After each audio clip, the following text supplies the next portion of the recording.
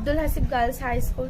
তুমি যে পাছ কৰিছা এনেকুৱা এটা ৰিজাল্ট কৰিছা তোমাক কোনে সহায় কৰিছে বেছিকে? মোৰ মা দেউতাকে সহায় কৰিছে আৰু ছাৰ বাইদেউহঁতে ছাৰ ছাৰৰ পৰা এজন ছাৰৰ নাম কোৱা দুই এজনক। চিৰাজুল ছাৰ, তেওঁ মোৰ ফেভৰেট টিচাৰ হয়, তেওঁ বেছি ছাপোৰ্ট কৰিছে মোক। মাশাআল্লাহ।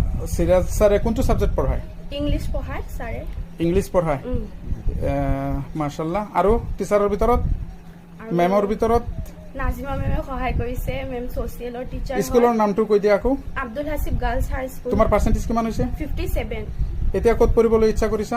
আব্দুল হাসিবত পঢ়িম আৰু ছেকেণ্ড ইয়াৰলৈকে আছে তাত। তোমাৰ ৰিজাল্টত তুমি সন্তুষ্ট নে?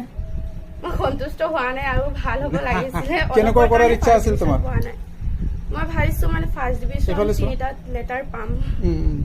অলপৰ কাৰণে মানে পোৱা নাই। 75 পাইছো হিন্দীত, পাছৰ কাৰণে লেটাৰ পোৱা নাই। দিনৰ ভিতৰত কিমান সময় পঢ়িছিলা? মইতো বহুত পঢ়িছো, কিন্তু মানে যিমান পঢ়িছো ইমান ভাল ৰিজাল্ট হোৱা নাই। সময়টো কৰ কিমান ঘণ্টা?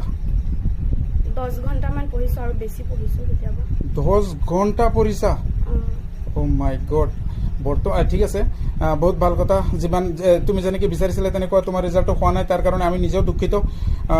দোৱা কৰোঁ যাতে অহাবাৰত আৰু ভালকৈ ৰিজাল্ট কৰিব পাৰা।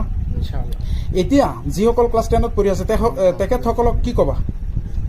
মই কৈছো সিহঁতে বেছিকে পঢ়িব লাগে আৰু মোতকে ভাল ৰিজাল্ট কৰিব লাগে। মইতো বেছি পঢ়ি ভালকে ৰিজাল্ট কৰিব পৰা নাই, সিহঁতে মানে মোতকে ভাল কৰিব লাগে মানে ৰিজাল্টটো। মোবাইল কিমান সময় দেখিছিলা আগতে? মইতো মোবাইল দেখাই নাই বেছি।